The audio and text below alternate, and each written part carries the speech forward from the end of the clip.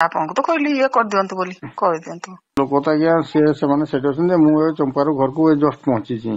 ଆରେ ଶୁଣନ୍ତୁ ସେମିତି କହିଲେ ହବ କି କୁହନ୍ତୁ ନା ଏଟା ନାଇଁଲେ ସେ ଆକାଶ ସେଗୁଡାକ ସେଗା ତ ହଉଛି ନା ନାଇଁ କୁହନ୍ତୁ। ପଠେଇ ଦଉଛି ମ୍ୟାଡାମ। ପୁଣି ଆହୁରି ନାଇଁ ମ୍ୟାଡାମ ଦେଖନ୍ତୁ ବଞ୍ଚିଲେ ନା ଆମରି ବଞ୍ଚୁ ନାହିଁ ସେଇଥିପାଇଁ କହୁଛି ମ୍ୟାଡାମ। କିନ୍ତୁ ଶୁଣନ୍ତୁ ଇଏ ଯାହା କଲେ କିନ୍ତୁ ଆଉ ଯାହା ଯୋଉଟାରେ ସେମିତି କରିବେନି ହେଲା। ହଁ ତାର ରେଟ୍ ଅଲଗା ସେଗାରେ ସେମିତି କରିବେନି।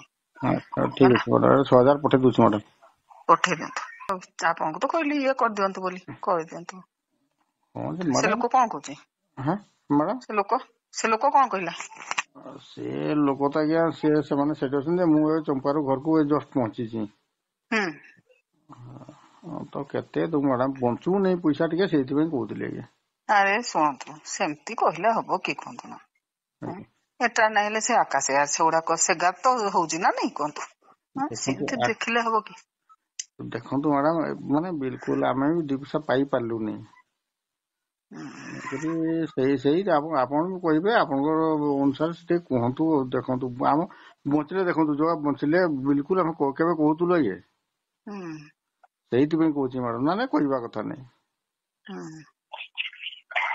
ତାକୁ କହିଦିଅନ୍ତୁ 2 କେତେ କମେଇ ନେଇକି 8 କେତେ ପଠେଇ ନା 8000 ପଠେଇ ଦିଅନ୍ତୁ 8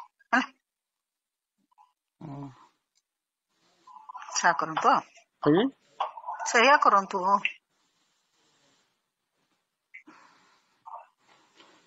ହେଲା କହିଦିଅନ୍ତୁ ଏବେ କରିଦଉ।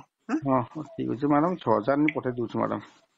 ପୁଣି ଆହୁରି ନାଇଁ ମ୍ୟାଡାମ ଦେଖନ୍ତୁ ବଞ୍ଚିଲେ ନା ଆମରି ବଞ୍ଚୁ ନାହିଁ ସେଇଥିପାଇଁ କହୁଛି ମ୍ୟାଡାମ। କିନ୍ତୁ ଶୁଣନ୍ତୁ ଇଏ ଯାହା କଲେ କିନ୍ତୁ ଆଉ ଯାହା ଯୋଉଟାରେ ସେମିତି କରିବେନି ହେଲା। ତାର ରେଟ୍ ଅଲଗା ସେଗାରେ ସେମିତି କରିବେନି। ଠିକ ଅଛି ମ୍ୟାଡାମ 6000 ପଠେଇ ଦଉଛି ମ୍ୟାଡାମ। ପଠେଇ ଦିଅନ୍ତୁ। ହଁ ଠିକ ଅଛି। ପଛେ ଶୁଣନ୍ତୁ ଭଲ ମନ୍ଦ ସମସ୍ତଙ୍କର ଅଛି ଅସୁବିଧା ଦେଖନ୍ତୁ ସମସ୍ତଙ୍କର ଆଜ୍ଞା ଅଛି। ଏଇଟା ଅସୁବିଧା ବୋଲିକି ତ ଆପଣଙ୍କୁ ଦେଇ ପାରିତେନି କିନ୍ତୁ କୌଣସି କିଛି ଗୋଟେ କରିହେଲାନି ମ୍ୟାଡାମ ନା।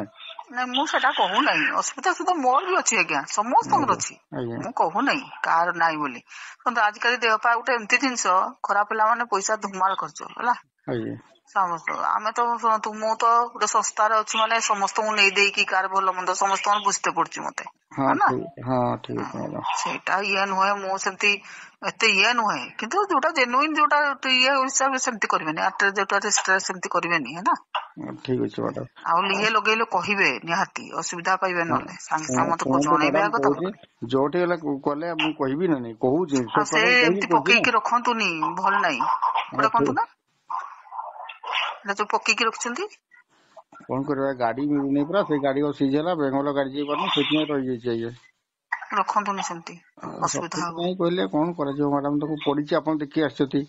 ମୁଁ କାଲି ଗଲି ଦେଖି ଆସିଲି ସେମିତି ନାହିଁ ମତେ ଅସୁବିଧା ସେଗୁଡା ମତେ ବି ଅସୁବିଧା ଆପଣଙ୍କୁ ବି ଅସୁବିଧା ହେଲା।